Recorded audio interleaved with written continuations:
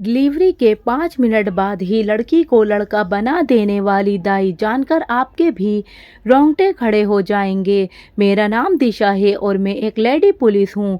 क्या आपको पता है ऐसा भी हो सकता है कि किसी दाई की गोद में बैठने से गर्भवती औरत के पेट में पल रहा बच्चा अगर लड़की है तो लड़का बन जाता है। जी हाँ, ये वाकया कांसगंज के एक गांव का है जहां दाई की गोद में 5 मिनट बैठने से लड़की लड़के में बदल जाती है। जानकर आप भी हैरान रह जाएंगे। कासगंज के इस गांव का ये सच्चा वाकया है। मेरा नाम दिशा है। मेरा ताल्लुक एक गांव से है। मेरे पिता ने गांव में एक छोटी सी दुकान खोल रखी थी, जबकि मेरी माँ एक दाई थी। वो पूरे गांव की औरतों के बच्चे जन्म देती थी और बदले में कभी किसी के घर से आटा मिल जाता, तो कभी किसी के घर से चावल, तो किसी के घर से पैसे। ऐसे ही माता पिता दोनों मिलकर कमा रहे थे और घर का अच्छा खासा गुजारा हो रहा था। हम 3 बहनें और 2 भाई थे और गांव के ही गवर्नमेंट स्कूल में पढ़ने जाते थे। हमारी हालत शायद सारी जिंदगी ऐसी ही रहते अगर पिताजी को उनके दादाजी की तरफ से ज़मीनों का हिस्सा ना मिलता। दादा की तरफ से अच्छी खासी ज़मीन हमें मिल गई थी। पिताजी और भाई का इरादा था इस ज़मीन में फसल उगाई जाए और इसको खेत का रूप दे दिया जाए, मगर मेरी माँ का कहना था कि ज़मीन को बेचकर शहर में जाकर कोई कारोबार किया जाए और बच्चों को अच्छी शिक्षा दिलवाई जाए। माँ को बड़ा शौक था कि हम में से कोई डॉक्टर बने। कहती थी कि मेरे पास अपनी बेटियों को देने के लिए बस ये दाई वाला हुनर ही है और मैं नहीं चाहती कि मेरी बेटी कभी दाई बने। माँ की दिली ख्वाहिश पर हम लोग सब कुछ बेचकर शहर आ गए। यहाँ पिताजी ने एक बड़ा जनरल स्टोर खोल लिया था और भैया स्कूल से आने के बाद उनके साथ स्टोर पर बैठ जाते। भगवान ने हमारे काम में बहुत ही तरक्की दी और हमारे हालात धीरे धीरे सुधरने लगे। घर में सारी खुशियाँ वापस आने लगीं और घर खर्च में भी हर चीज़ की सुविधा मौजूद होने लगी। मुझे तो पुलिस में जाने का बहुत ही शौक था। मैंने सोचा कि बाकी 2 बहनों में से कोई भी बहन माँ की ख्वाहिश पूरी करने के लिए तैयार हो सकती है। शायद उनमें से कोई सी बहन डॉक्टर बन जाए। इसलिए मैंने अपना पूरा ध्यान पुलिस की नौकरी हासिल करने की तरफ लगाया हुआ था। इसलिए रोज़ सुबह मैं और मेरी माँ सैर करने के लिए चले जाते थे। माँ वहाँ एक जगह बैठ जाती और मैं दौड़ लगाने की प्रैक्टिस करती रहती। एक दिन हम लोग अभी पार्क में पहुँचे ही थे कि एक जगह औरतों का ग्रुप देखा। हम आगे गए तो मालूम हुआ एक गर्भवती औरत अपनी सास के साथ सैर के लिए आई हुई थी। एकदम से उसकी तबीयत खराब हो गई और वो दर्द से चिल्लाने लगी। शायद उसके बच्चे का जन्म का वक्त आ चुका था। माँ एक तजुर्बेकार दाई थी।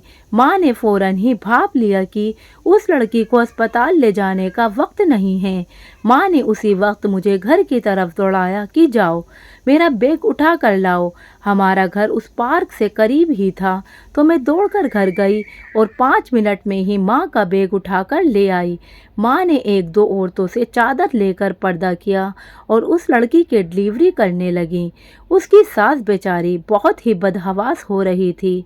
मुझे समझ नहीं आ रहा था कि मैं उस औरत को क्या तसल्ली दूं, मगर उसका हाथ पकड़कर सहलाती रही और कहती रही, फिक्र मत करो, सब कुछ ठीक हो जाएगा। मेरी माँ गांव की मशहूर दाई है और देखना अभी थोड़ी देर में ही आपका पोता होगा।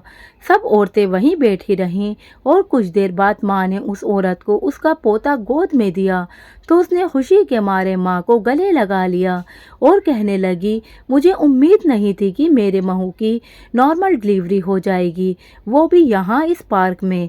मुझे तो अपनी आंखों पर विश्वास ही नहीं हो रहा। कहीं मैं कोई सपना तो नहीं देख रही। मैं तो इस पार्क में ऐसे ही सैर के लिए आई थी और अपनी बहू को भी साथ लाई थी कि चलो बाहर चलने से तुम्हें कुछ सुकून मिलेगा। बाहर की हवा खाओगी तो बच्चे की सेहत पर भी अच्छा असर पड़ता है, मगर यहाँ तो बहू को दर्द ही शुरू हो गए। ये सब देखकर मैं बहुत परेशान हो गई थी, लेकिन आपने तो मेरी सारी परेशानियों को दूर ही कर दिया। डॉक्टर ने तो मेरी बहू का ऑपरेशन ही बताया था और हम लोग बहू को दूसरे शहर बड़े डॉक्टर के पास डिलीवरी करवाने के लिए ले जाने वाले थे। उस औरत ने हमसे हमारा पता लिया और अपने ड्राइवर को बुलाकर अपनी बहू और पोते समेत वहां से चली गई। एक हफ्ते बाद वह औरत अपनी बेटी के साथ हमारे घर आई और उसके साथ काफ़ी मिठाइयाँ और फल लेकर आई थी। वह माँ का शुक्रिया अदा करने आई थी और साथ ही मेरा रिश्ता भी अपने बेटे के लिए लेकर आई थी। उसका बेटा पुलिस अफसर था और ये सुनकर मैं बहुत खुश हुई कि अगर मेरी इस लड़के के साथ शादी हो जाएगी तो मैं भी पुलिस में आसानी से भर्ती हो जाऊंगी। मैंने माँ को इशारा किया कि जल्दी से हाँ कर दो। माँ ने कुछ दिन सोचने के लिए मांगे और फिर हाँ कर दी। कुछ ही दिनों बाद मेरी शादी एक पुलिस इंस्पेक्टर से हो गई और मैं शादी करके दूसरे शहर चली गई। मेरी माँ का बड़ा इरादा था कि वो मुझे डॉक्टर बनाए, मगर मैं भी क्या करती, अपने दिल के हाथों मजबूर थी। मैंने दूसरे शहर आकर कुछ ही दिनों में पुलिस की फील्ड ज्वाइन कर ली। यहाँ मेरा वक्त बहुत अच्छा गुजर रहा था। मैं और मेरे पति दोनों ही खुशी खुशी जिंदगी गुजार रहे थे। हम दोनों एक दूसरे से बहुत प्यार करते थे। फिर अचानक कुछ ही दिनों बाद पता चला कि मेरी बहनें डॉक्टर बन रही हैं। डॉक्टर बनना कौन सा आसान काम था। माँ ने अपना शहर में लिया हुआ घर बेच दिया और खुद किराए पर आ गईं ताकि बेटियां डॉक्टर बन सकें। मेरे भाइयों और पिता ने घर बेचने पर बहुत एतराज़ किया था। वो तो घर बेचने को राजी ही नहीं थे, लेकिन माँ के सर पर ही पता नहीं कौन सा भूत सवार था कि किसी की कोई बात नहीं सुनती और बहुत ही महंगे कॉलेज में दोनों का दाखिला करा दिया। मैंने भी माँ को बहुत मना किया, कहा कि अपनी हैसियत से ज़्यादा चादर में पैर मत फैलाओ, मगर मैं फ़ोन पर सिर्फ समझा ही सकती थी। माँ नहीं मानी तो मैं भी अपने रोज़मर्रा के कामों में व्यस्त हो गई। मैं भी अपने रोज़मर्रा के कामों में बहुत ही व्यस्त रहने लगी। मैं कभी कभार माँ से जाकर मिल लेती थी। पहले नौकरी और फिर लगातार दो बेटियों की वजह से घर से निकलना बहुत ही कम हो गया था। मैं अपनी शादीशुदा ज़िंदगी और नौकरी की वजह से बहुत ही खुश थी, मगर अब मुझे महसूस हो रहा था कि मेरी सास मुझसे कुछ ख़ास खुश नहीं रहती। उन्हें पोते की बहुत ज़्यादा ख्वाहिश थी, मगर मेरी तो दोनों बेटियां ही थीं। मेरे पति को बेटियों के होने से कोई भी मसला नहीं था, मगर मेरी सास जाने क्यों अब मेरे पीछे पड़ गई थी कि अब की बार मुझे पोता ही चाहिए। उनकी बातें सुनकर मैं भी दिमागी परेशानी से जूझ रही थी। मेरी नौकरानी एक दिन मुझसे कहने लगी, मैडम जी, मैं जानती हूँ आप अपनी सास की वजह से बहुत परेशान रहने लगी हैं, मगर मेरे पास एक हल है। मैंने चौंक कर पूछा, कैसा हल है तुम्हारे पास? वो कहने लगी, मैडम जी, पास ही एक छोटा सा गांव है। उस गांव में एक दाई रहती है। उसकी गोद में अगर गर्भवती औरत 5 मिनट बैठ जाए तो उसके दिल की हर तमन्ना पूरी हो जाती है। उसके यहाँ पर हर हाल में बेटा पैदा होता है। मैं उसकी बात सुनकर हंस पड़ी और अपने ही गांव का नाम सुनकर चौंक भी गई। ये तो मेरे गांव का नाम था। वहाँ ऐसी कौन सी दाई आ गई जो बेटे बांटने लगी थी। मैंने अपनी नौकरानी की बात को इतना सीरियस नहीं लिया और कहा, तुम्हें कोई गलतफहमी हो गई होगी, क्योंकि वहाँ तो अब कोई दाई नहीं रहती। तुम्हें कोई गलतफहमी हो गई। लगभग 3 साल पहले मेरा गांव जाना हुआ था, मगर तब तक तो ऐसी कोई बात नहीं थी जो मेरे सामने आई हो। मैंने तो इस बारे में कभी कुछ नहीं सुना। वहाँ किसी दाई का जिक्र तक मैंने कभी नहीं सुना। तो फिर ये दाई कहाँ से आ गई? बल्कि गांव की औरतें अब शहर में अस्पताल का रुख करने लगी थी, वहीं से अपना चेकअप करवाती हैं और डिलीवरी भी अस्पताल से ही करवाती हैं। मैंने नौकरानी को कहा, तुम्हें कोई गलतफहमी हो रही है, जाओ जाकर अपना काम करो, ऐसी फिजूल बातें अपने दिमाग में मत लाया करो। उस गांव में ऐसा कुछ भी नहीं हो सकता, किसी और गांव का वाकया होगा। नौकरानी कहने लगी, लेकिन मैडम जी, मुझे तो पूरा यकीन है, क्योंकि मेरी बहन को भी उसका पति रोज बेटियों के ताने देता था।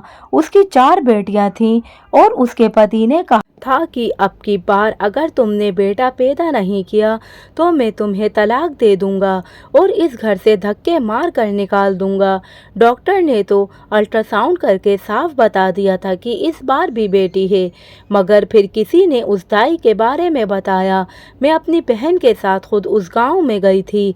वहाँ एक दाई थी, बड़ी ही कोई नेक दाई थी, अच्छी इंसान लग रही थी। मेरी बहन को कहने लगी कि मेरी झोली में बैठ जाओ, तुम्हारे पेट में मौजूद लड़की लड़के में बदल जाएगी। मेरी बहन उस दाई की गोद में 5 मिनट तक बैठी रही और सच में ऐसा ही हुआ। जब उसकी डिलीवरी हुई तो उसके यहाँ बेटा पैदा हुआ। ये सारी बातें मेरी सास भी सुन रही थी। कहने लगी, हम भी वहाँ जाएंगे, तुम इस बार गर्भवती हो जाओ तो हम भी ज़रूर जाएंगे। मुझे अपनी नस्ल आगे बढ़ाने के लिए पोता ही चाहिए। मैं सर पकड़ कर बैठ गई। ये क्या नई कहानी निकल कर आई है जो इस नौकरानी ने मेरी सास के कानों में भी डाल दी। मैंने अपनी नौकरानी को गुस्से से देखा कि इतनी ऊंची आवाज़ में बताने की क्या ज़रूरत थी। मेरी सास ऐसी बातों पर बहुत यकीन रखती थी, मगर मैं एक पुलिस वाली थी, इसलिए जब तक मैं अपनी आंखों से सब कुछ नहीं देख लेती मुझे यकीन नहीं था। इसलिए मैंने सास को तसल्ली देते हुए कह दिया कि ठीक है, इस बार मेरा गर्भ ठहर जाए तो जैसा आप कहेंगे मैं वैसा ही कर लूँगी। मैंने रात को अपने पति से सारी बात की तो वो कहने लगे, मुझे भी ऐसी ही पंडित बाबाओं की बातों पर यकीन नहीं है, मगर होने को तो दुनिया में बहुत कुछ ऐसा हो जाता है जो नामुमकिन लगता है। तुम माँ की ख्वाहिश पर वैसा ही कर लेना जैसा वो चाहेंगी। मैंने कहा, अच्छा ठीक है, मैं सोचूंगी इस बारे में। कोई और गांव होता तो शायद ये बात मेरे दिमाग से निकल जाती, मगर नौकरानी ने मेरे गांव का ही नाम लिया था और मेरा चौक जाना तो बनता था। मैंने अगले दिन ही माँ को फ़ोन किया और पूछा कि माँ, मैंने सुना है कि हमारे गांव में कोई नई दाई आई है, क्या ये सच है? माँ कहने लगी, बेटा तुझे मालूम है कि अब गांव जाना बहुत कम हो गया है। मैं किसी से पता करके तुझे इस बारे में बताऊंगी। 2 दिनों बाद माँ का फ़ोन आया तो वो कहने लगी, बेटा मैंने पता करवा लिया है, मगर वहाँ तो कोई दाई नहीं है, सारी औरतें अब शहर में ही जाती हैं। मैंने सुनकर सुकून की सांस ली कि शुक्र है ये किस्सा मेरे गांव का नहीं है।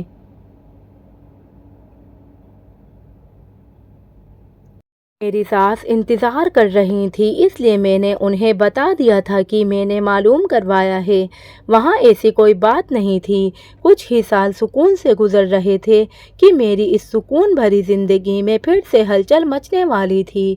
मेरी नौकरानी एक दिन आई तो वो बहुत परेशान दिखाई दे रही थी। मैंने पूछा तो कहने लगी, मैडम जी, मेरी सास ने कहा है कि इस बार अगर उसे पोता नहीं दिया तो वो अपने बेटे की दूसरी शादी करवा देगी। मैंने मजाक करते हुए कहा, लो, इसमें परेशानी वाली क्या बात है? तो तुम्हारी गांव में रहने वाली दाई है ना, जो 5 मिनट में ही लड़की को लड़के में बदल देती हैं। तुम भी उसकी गोद में जाकर 5 मिनट के लिए बैठ जाना और तुम्हारी सारी परेशानी हल हो जाएगी। मैंने ऐसा इसलिए कहा था क्योंकि मैं जानती थी कि वहाँ ऐसी कोई दाई है ही नहीं। पता नहीं उसने मेरी बात को मजाक में ले लिया या संजीदगी से, मगर अगले दिन से वो काम पर नहीं आई। उसने अपनी जगह किसी और को काम पर भेज दिया। दूसरी नौकरानी से मैंने पूछा, क्या बात है, तुम क्यों काम कर रही हो? वो क्यों नहीं आई? उसने बताया कि वो कांचंस के ही एक गांव गई है। मैंने सोचा अच्छा है वो जाकर वहां देखे तो आखिर फिर उसे सब कुछ समझ आएगा और कौन उसकी सुनी सुनाई बातों पर यकीन करेगा। इतनी दूर जाकर अब खुद ही बेवकूफ़ बनकर वापस लौट आएगी तो उसे समझ आएगा। ऐसे किसी भी बात पर यकीन नहीं कर लेते। जब वो 1 हफ्ते बाद वापस आई तो बहुत ही खुश थी और मुझसे कहने लगी, मैडम मैं उस गांव में गई थी, मैंने हंसते हुए पूछा, अच्छा फिर क्या हुआ?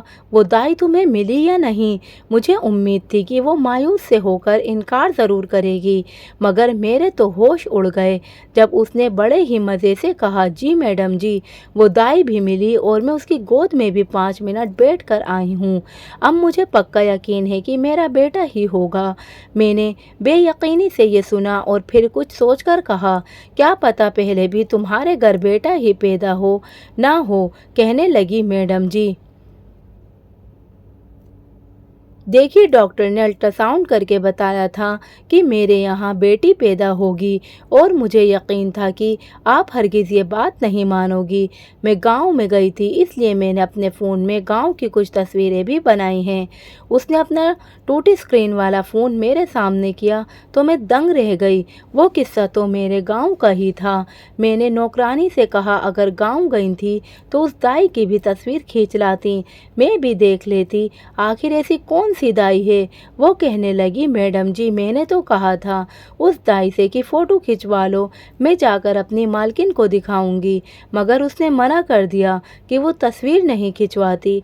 नौकरानी को भेजकर मैंने माँ को फ़ोन किया और माँ से कहा, तुमने मुझसे झूठ क्यों बोला कि वहाँ ऐसी कोई दाई नहीं है।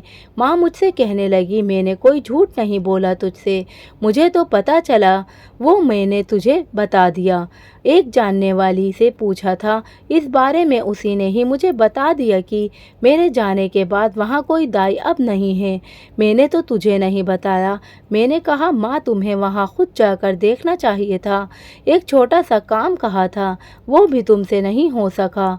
माँ गुस्से से कहने लगी, मैं कोई पुलिस वाली नहीं हूँ तेरी तरह जो जाकर हर तरफ तफ्तीश करती रहूं।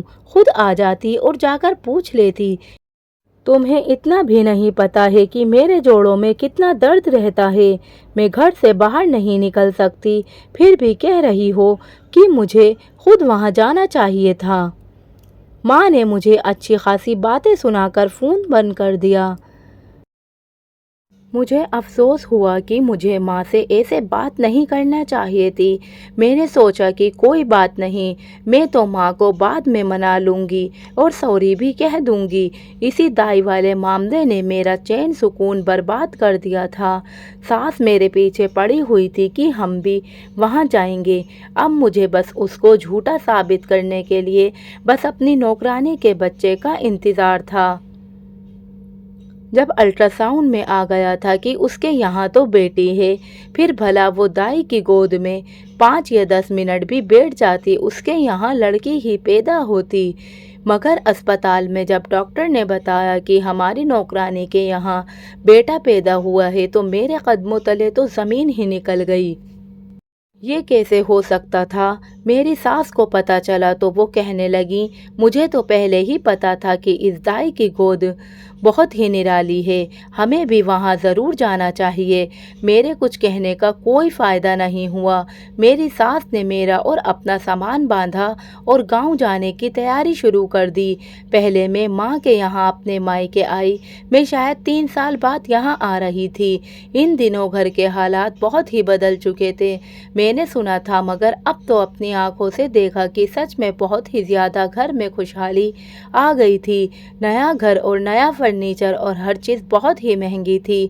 मेरी सास भी बहुत खुश हुई। मेरी माँ कहने लगी कि मेरी दोनों छोटी बेटियां डॉक्टर बन गई हैं और बेटों ने अपने अपने स्टोर खोल लिए हैं। मेरी माँ को मेरे आने का पहले ही मालूम हो गया था कि मैं किस लिए वहाँ पर आई हूँ, इसलिए वो मुझसे कहने लगी कि 2-4 दिन पहले आराम कर लो, फिर चली जाना अपनी सास के साथ गाँव में डॉक्टर के पास। मेरे तो जोड़ों में दर्द है, गाँव की टूटी फूटी सड़कों का मैं सफ़र नहीं कर सकती। 1-2 दिन आराम करने के बाद अपनी सास के साथ गांव आ गई। मेरी सास बहुत खुश हो रही थी कि अब तो उनकी दिली तमन्ना पूरी हो जाएगी। हम 2 घंटे का सफ़र करने के बाद गांव पहुँचे। सुना था गांव के शुरू में ही एक झोपड़ी है जहां वो बैठती हैं। हम अंदर गए तो एक औरत ने सिर पर हरे रंग का मफलर लपेटे हुआ था। वो मुझे देखने से कहीं से भी दाई नहीं लग रही थी। मेरे अंदर की पुलिस वाली जाग गई। मैंने उसे जाकर कहा, मैं बेटे के लिए आई हूँ। तो वो कहने लगी, मैडम जी जाकर किसी भी अस्पताल से अल्ट्रासाउंड करवा कर लाओ। अगर तो इस रिपोर्ट में लड़की हुई तो चली आना, वरना अगर लड़का हुआ तो घर वापस लौट जाना। हम नहीं चाहते कि ऐसा हो कि तुम्हारा लड़का हो और तुम हमारी गोद में बैठो तो सारे तंत्र मंत्र उल्टे ना पड़ जाएं और तुम्हारा लड़का लड़की में बदल जाए। इसलिए जाओ, पहले अल्ट्रासाउंड करवा कर लेकर आओ। उसकी बात करने के अंदाज से मेरी सास तो बहुत खुश हुई। कहने लगी, देखो कितनी अच्छी दाई है, पैसे भी नहीं लिए और अल्ट्रासाउंड का कितना अच्छा मशवरा दिया है। मैंने भी सोचा, हाँ ये भी ठीक है, अल्ट्रासाउंड करवा लेना चाहिए। मैंने घर जाकर माँ और बहनों को सारी बात बताई तो बहनें कहने लगी, अरे दीदी, तुम कल अपनी सास के साथ मेरे क्लिनिक आ जाना, मैं तुम्हारा अल्ट्रासाउंड कर दूंगी। अगले दिन जब टेस्ट हुआ और उसकी रिपोर्ट आई तो मेरी बहन ने उदासी से बताया कि दीदी, तुम्हारे यहाँ फिर से लड़की है। ये खबर सुनकर मेरी सास का मूड खराब हो गया, मगर फिर कहने लगी कि चलो कोई बात नहीं, वो दाई है ना, हम आज ही दोबारा उसके पास जाएंगे। बहन के क्लिनिक से निकलकर हम सीधा गांव उस दाई के पास आ गए। मुझे अभी भी यकीन नहीं हो रहा था। मैं इस दाई की गोद में बैठी और 5 मिनट बाद उठ गई। उस दाई ने पैसे नहीं लिए, मगर मेरी सास ने ज़बरदस्ती काफ़ी सारे नोट उसकी झोली में रख दिए। मेरा इरादा भी एक दिन और रहने का था, मगर सास ने जल्दी मचाई हुई थी। मैं रात को माँ को बताने उनके कमरे में गई तो कमरे से माँ की परेशान आवाज़ सुनाई दी, फिक्र नहीं करो तुम दोनों बहनों, सब ठीक हो जाएगा। मैंने कमरे में जाकर पूछा, क्या बात है, किस बारे में बात चल रही है, कोई परेशानी वाली बात है क्या? माँ मुझे यूं अचानक देखकर घबरा गईं, फिर गहरी सांस भरकर कहने लगीं, तुम्हारी सास के बारे में तुम्हारी बहनें परेशान हो रही थी कि सुबह उसका रवैया तुमसे ठीक नहीं था, तो मैं उन्हें कह रही थी कि अब जब तुम्हें बेटा होगा तो सब कुछ ठीक हो जाएगा। मैं उन्हें बताकर कि मैं सुबह जा रही हूँ, मैं अपने कमरे में आ गई। सारी रात में सोचती रही कि मेरी अल्ट्रासाउंड रिपोर्ट में तो लिखा है कि मैं एक लड़की को जन्म दूंगी, मगर क्या इस दाई की गोद में बैठने से सच में ही मेरे घर बेटा पैदा हो जाएगा?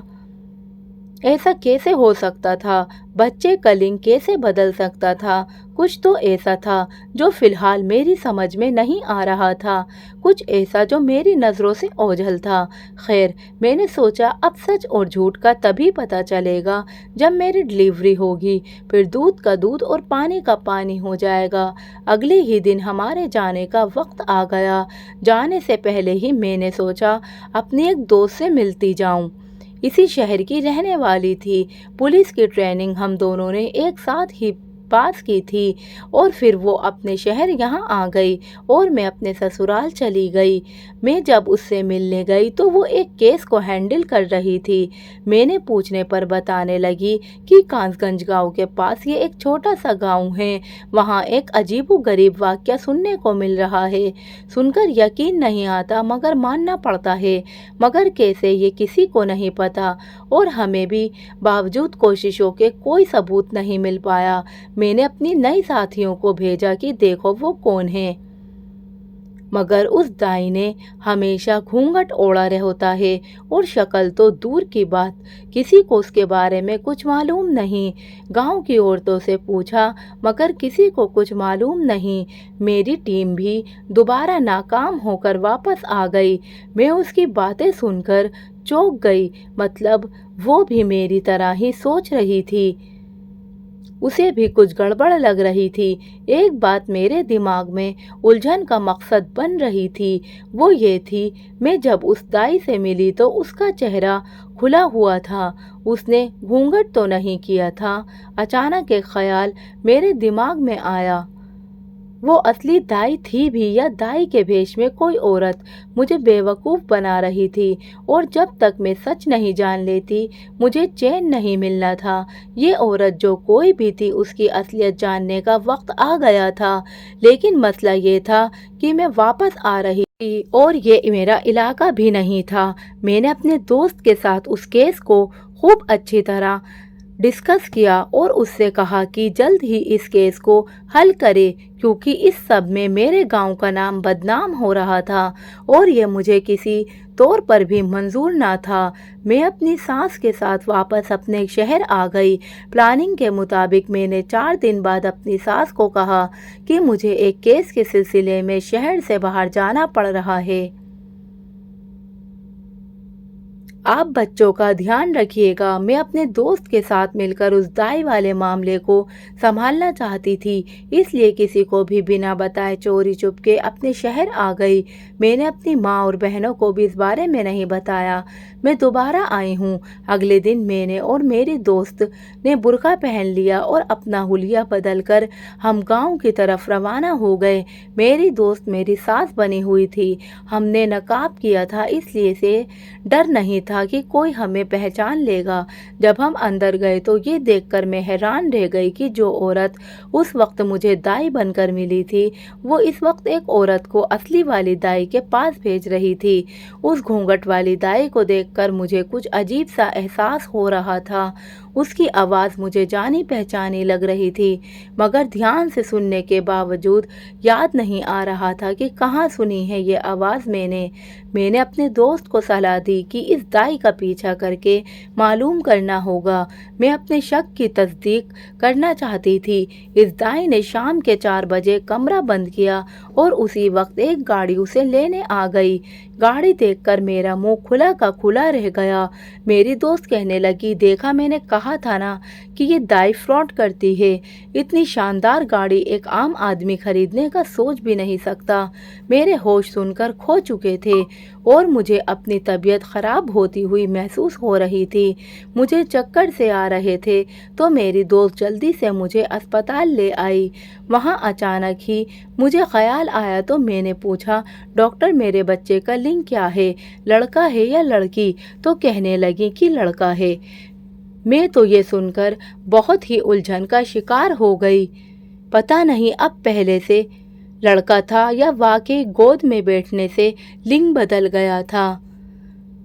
डॉक्टर ने मेरे पूछने पर कहा, अगर तुम 1 महीना पहले भी अल्ट्रासाउंड करवाती तो मैं यही कहती कि लड़का है, क्योंकि बच्चे का लिंग इतने महीनों तक आ चुका होता है। मेरे दोस्त ने मुझे यूं परेशान देखा तो कहने लगी, मैंने तुम्हें कहा भी था कि मैं खुद उस केस को देख लूँगी। तुम्हारी तबीयत ख़राब है तो तुम रेस्ट करो, मगर तुमने मेरी एक नहीं सुनी। मैंने उससे कहा, मुझे उस वक्त अकेला छोड़ दो, तुम अपने घर जाओ। मैं अपने भाई को बुलाकर अपने घर जा रही हूँ। वो बेचारी हैरान परेशान होती चली गई। उसे मेरे अजीबोगरीब रवैये की समझ नहीं आ रही थी। मैं अब उसे क्या बताती कि मुझे क्या पता चल चुका है कि वह दाई कौन है। वह दाई जो आज घूंघट में हमने देखी थी वो कोई और नहीं बल्कि मेरी अपनी माँ थी। मुझे उसकी आवाज़ से शक तो हो गया था, मगर मैं पूरा यकीन नहीं कर सकती थी। मगर जब मैंने उस गाड़ी को देखा तो ऐसा लगा कि जैसे मेरे सर पर आसमान फट गया हो। वो गाड़ी मेरे भाई की थी, वही माँ को लेने आया हुआ था। ये सब जानकर मुझे कुछ समझ नहीं आ रहा था कि मेरी माँ क्या कर रही है, बल्कि मेरी बहनों ने भी मुझसे झूठ बोला कि रिपोर्ट में बेटी है। जाने इन सब लोगों ने मिलकर मुझे धोखा क्यों दिया था। मैंने टैक्सी बुलवाई और माँ के घर की तरफ मोड़ ली। अब सारे सवालों के जवाब वहीं से मिल सकते थे कि ये सारा क्या चक्कर है और क्यों ये खेल खेला जा रहा है। मैं घर गई तो सभी मुझे देखकर दंग रह गए। उनको बिल्कुल उम्मीद नहीं थी कि मैं 2-4 दिनों बाद ही वापस आ जाऊंगी। मेरी बहन परेशान होकर आगे बढ़ी और कहने लगी, दीदी, क्या बात है? तुम रात के इस वक्त यहाँ सब कुछ ठीक तो है ना? मैंने अपनी बहन के मुंह पर थप्पड़ मारा और कहा, ठीक तो कुछ भी नहीं है। तुम लोग मुझे अब बताओगे कि ये सारा ड्रामा क्या है। सब हक्के बक्के रह गए। वो चीख कर बोली, मुझे क्यों मारा आपने। मैंने अपनी अभी वाली रिपोर्ट उसके आगे की और कहा, ये है मेरी असली रिपोर्ट। तुमने झूठी रिपोर्ट बनवाई थी, क्यों। फिर मैं माँ की तरफ मुड़ी और कहा, माँ तुम दाई का भेष बदल कर लोगों को बेवकूफ़ बनाती रही हो, क्यों।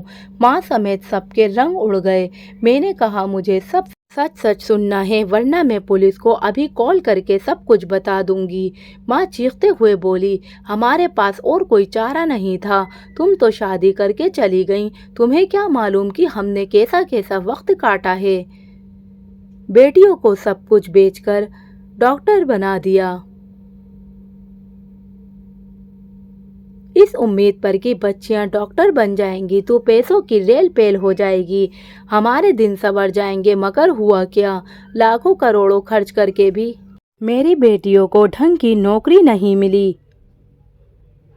मैंने सोचा था कि लाखों की तनख्वाह मिलेगी, मगर 10-20 हज़ार से ज़्यादा की नौकरी कहीं नहीं मिल रही थी। हमारे घर खाने के लाले पड़े हुए थे। बस फिर सोचा कि दौलत सीधे तरीके से नहीं आ रही तो टेढ़े तरीके से हासिल की जाए।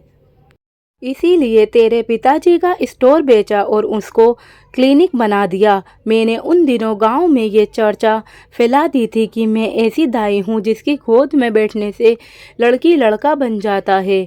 इसी तरह औरतों के कतारें लग जाती थी। मैं उनको अल्ट्रासाउंड के लिए अपनी बेटियों के क्लिनिक भेजती थी, जिनका पहले से ही बेटा होता। फिर उन्हें ही कहती कि मेरी गोद में बैठ जाओ, क्योंकि मेरी बेटी उसको झूठ कहती कि तुम्हारे यहाँ लड़की है। वो बेचारी फिर मेरे पास आती, जिनकी रिपोर्ट में बेटी लिखी होती उनको कोई ना कोई बहाना बनाकर टाल देती थी। हमारा ये काम बड़ा अच्छा चल रहा था, बड़ा ही मुनाफा हो रहा था। पिछले 3 सालों में करोड़ों रुपए मिले। मैं सभी आने वाली औरतों को डिलीवरी के लिए भी अपने ही क्लिनिक में भेजती थी। मैंने घूंघट डालकर चेहरा छिपाया हुआ था, इसलिए मुझे उम्मीद थी कि कोई मुझे नहीं पहचान पाएगा। तुम्हारे साथ ये नाटक इसलिए करना पड़ा था कि कहीं तुम्हें किसी किस्म का शक ना हो जाए। तुम्हारे अल्ट्रासाउंड में लड़का ही था, मगर जानबूझकर लड़की कहा ताकि तुम भी मजबूरन दाई के पास जाती। मैंने अपनी जगह किसी और को बैठा दिया। मकसद यही था कि जब तुम्हारा बेटा पैदा होता तो तुम्हें भी यकीन आ जाता और तुम भी इस बात को मान लेती और यहाँ दोबारा इस बात को झूठ साबित करने नहीं आती। हमने जो कुछ भी किया सिर्फ पैसों के लिए किया। मैंने दुख से कहा कि आप लोगों को शर्म आनी चाहिए थी। डॉक्टर जैसे महान पेशे को इस्तेमाल करते हुए आप लोगों ने फ्रॉड किया है और पुलिस जल्द आपको पकड़ कर ले जाएगी। ये मैं थी जिसने अपने पुलिस अफसर दोस्त को आपकी सच्चाई नहीं बताई। माँ मेरे कदमों में पड़ गई कि किसी को कुछ मत बताना, मैं अब सब कुछ ख़त्म कर दूंगी। अब ऐसा वैसा कुछ भी नहीं करेंगे। मेरी बहनें भी रो रो कर गिड़गिड़ा कर मुझसे माफ़ी मांगने लगीं। मैंने कहा, माफ़ी की सिर्फ एक ही शर्त है, जो पैसा लिया हुआ है गरीब अनाथालय में जमा करवाओ और ख़ुद शुरू से अपनी ज़िंदगी की शुरुआत करो।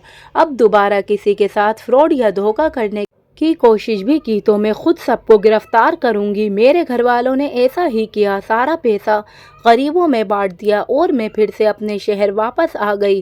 बेटे के लालच में औरतें भी अंधी हो जाती हैं, बेटियां भी तो घर का चिराग होती हैं। बेटे और बेटियों में फ़र्क ना करें। तो इस कहानी के बारे में आपकी क्या राय है, कमेंट बॉक्स में ज़रूर बताएं और चैनल को सब्सक्राइब ज़रूर करें। धन्यवाद।